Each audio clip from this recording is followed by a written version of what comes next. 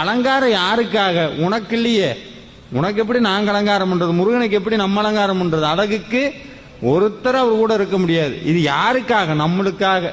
இந்த கண்ணு எனத்தனத்தையோ பார்த்து இதாச்சு. நமக்காக சாமி இத்தனையும் பொறுத்துக்கிறார். எதுக்காக? நம்ம முருகனுடைய திருவடிக்கு போகணுங்கிறதுக்காக.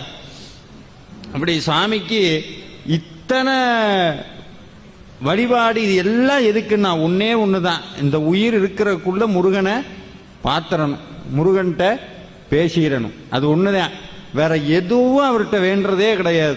இப்படி குழந்தை மாதிரி கூட்ட இடத்துல எல்லாம் நம்ம எல்லாரும் நினைப்பாங்க, அந்த ஊர்ல வேல்மாறன் நடத்துறோம். இந்த எனக்கு ஒரு யோசனை என்னன்னா, கூட்ட இடத்துக்கெல்லாம் இப்படி தூக்கிட்டு போறோமே, இப்படி குழந்தை இப்படி கூட்டிட்டு போறோமே, கூட்டு போய் உட்கார வச்சு அபிஷேகம் பண்ணாமனி எல்லாரும் பாருங்க அப்படின்னா, எனக்கு உள்ளுக்குள்ள ஒரு தனிப்பட்ட வருத்தம் என்னன்னா, இப்படி